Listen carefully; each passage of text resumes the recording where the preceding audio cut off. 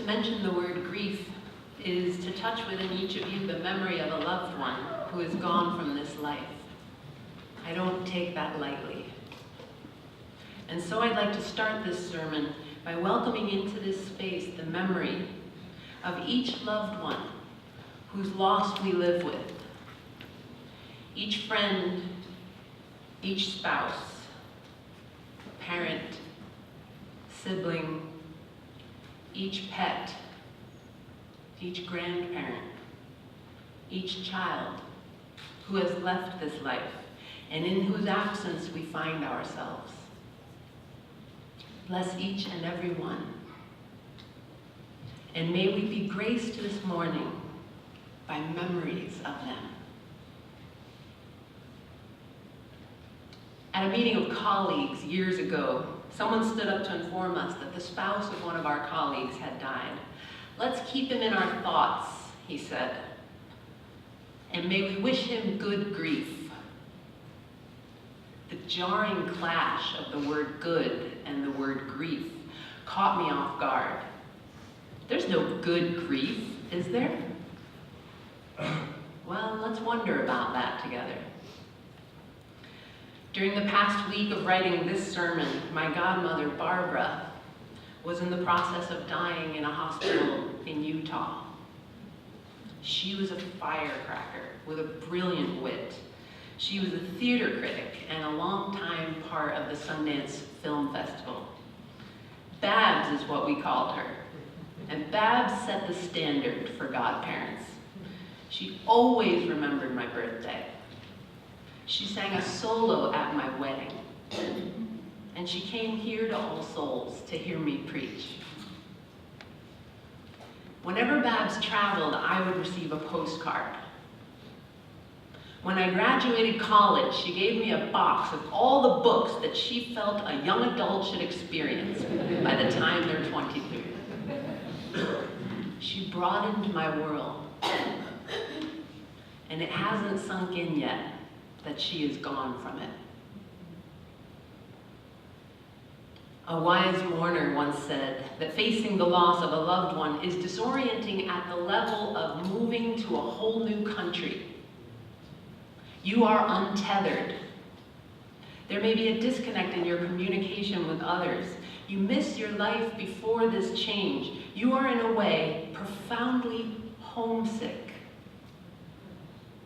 As Maya Angelou said, when great souls die, the air around us becomes light, rare, sterile. When roaming around this foreign land, many have leaned on the travel guidebook of Elizabeth Kubler-Ross, who lays out a series of emotions that you could expect to feel in grief. They are denial, anger, bargaining, depression, acceptance. Now, many have mistakenly seen this as a linear map for walking the walk of grief. It's like, oh, I'm really livid today, so it looks like I've got 3 more steps to go before I can put this grief thing behind me. When the truth is, Kubler-Ross clarified that we move through these feelings in unpredictable and spiraling ways, such that this image might be more realistic.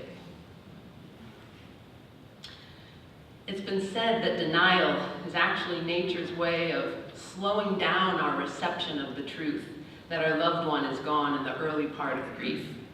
We take it slowly and sporadically as we are able.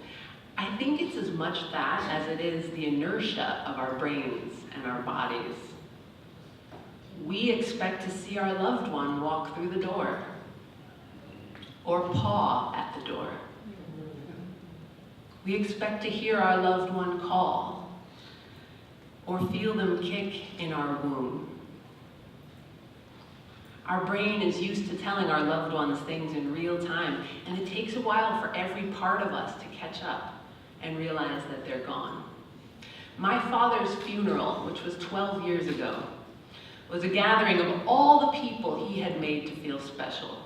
It was almost as if a whole bunch of people were realizing instantaneously that they weren't the one, you know? That like he actually did this with everybody.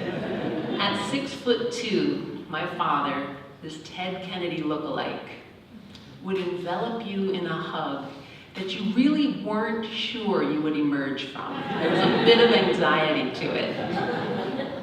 He adored people, and they adored him back. And I remember being in the receiving line at the funeral, and one of my friends was really heartbroken and tearful at his death. And it touched me. I remembered having the thought, I gotta give Dad a call and tell him about how sad Tim was at the funeral. Like, that's that inertia of the brain. There I was, making a note to call my dad while I stood in the receiving line for his funeral. That's how tricky denial is. And it's a natural part of grief. Anger is natural too. And even more so if the death was tragic or too soon. Anger towards the deceased is natural. Towards the doctors who couldn't save them. Towards God. Towards fate.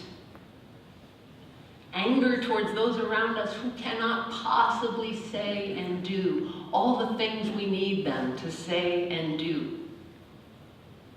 Anger will be a part of good grief. Try not to avoid it. Bargaining. I've seen how common this can be and experienced it myself. People rehearse over and over the decisions and the circumstances leading to somebody's death. Sometimes when I'm sitting with a person who is bargaining, I try to find a chance to share that what their brain is doing is completely normal and unavoidable. That you will do this for a while, but you won't do it like this forever.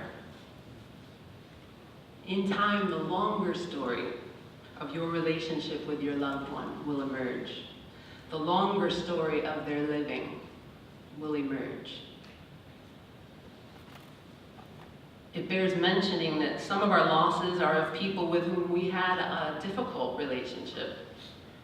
And the longer story of that relationship is not comfortable to recall. In eulogies, Reverend Carolyn and I try to remind the congregation that the person who has died was a human being with gifts and weaknesses. As much as they may leave behind love and accomplishments, they may also leave behind mistakes and blind spots that caused harm. My dad used to tell a joke about a funeral of someone who had really upset his community and really bothered a lot of people. So the priest did his best to stumble through a eulogy for this difficult person. And then he calls out to the folks in the church and says, you know, does anyone have anything nice to say about Joe? And after a long, awkward pause, someone stood up in the back of the church and said, his brother was worse. It's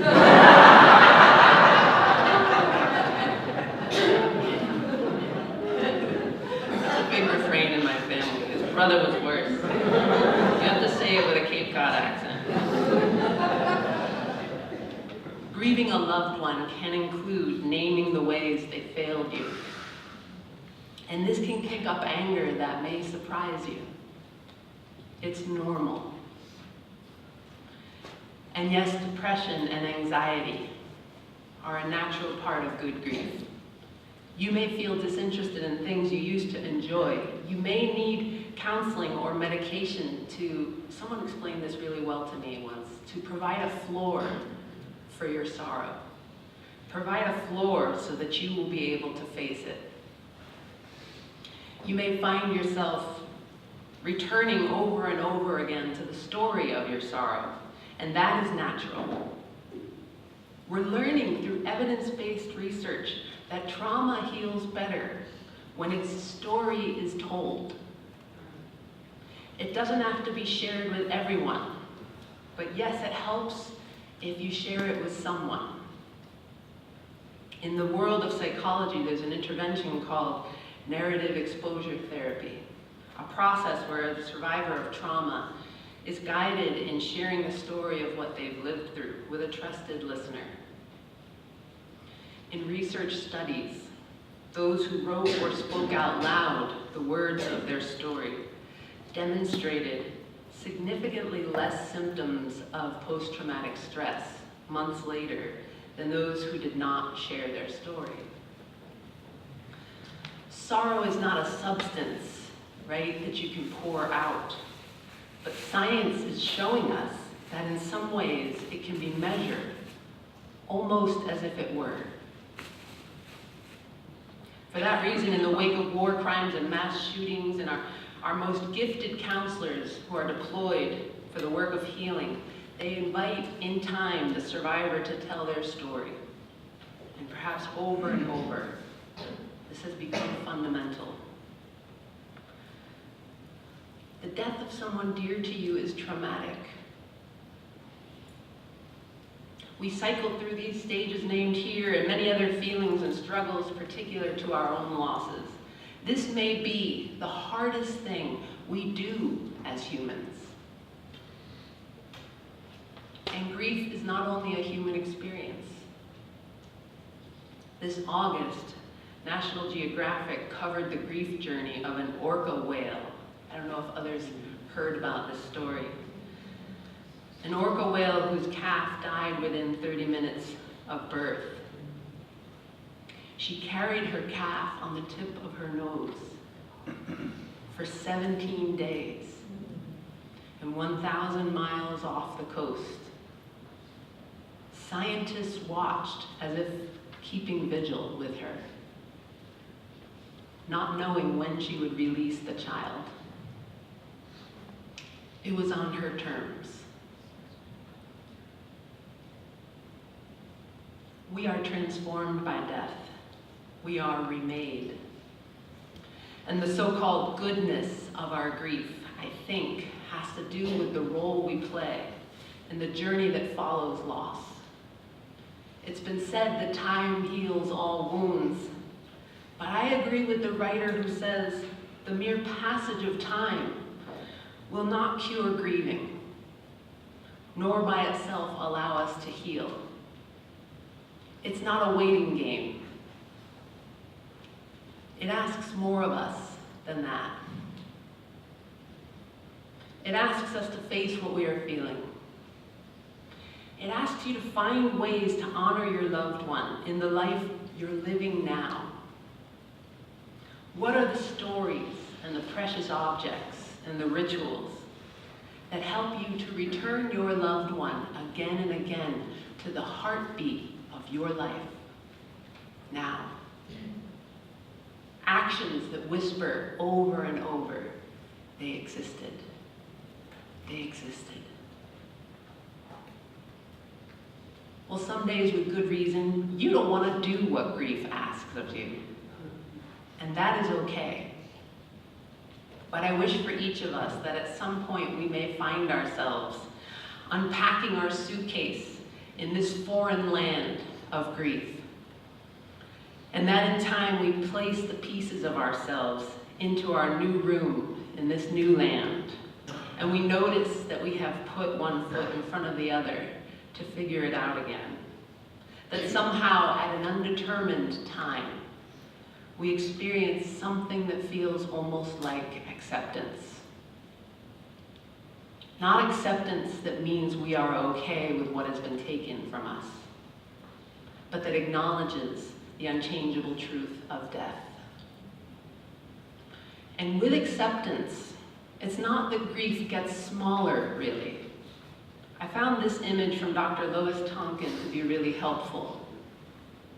In this image, the blue circle is your life, and the red circle is your loss. It's not that good grief shrinks the size of loss, as in the middle circle. The loss remains its original size, always. The question is, do we find a way on our own time, mind you? Not on a schedule.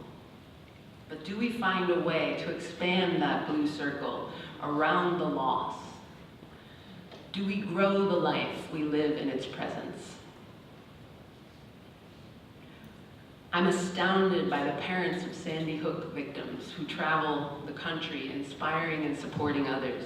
Some of them have said they don't have a choice, that it's a part of their own survival. They may be on to something there. Finding meaning in the aftermath of loss is clinically proven to prevent maladaptive symptoms of grief.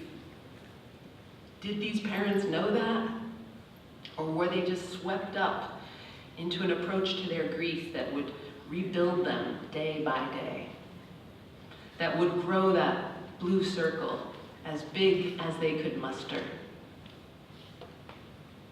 Grief may be the hardest thing we do, so we better do it together. Sharing our stories with one another, listening to one another, and creating a community here that honors those we've lost and that grows our lives around those losses. That is immensely powerful. That is the very stuff of living. Let us say amen. Amen.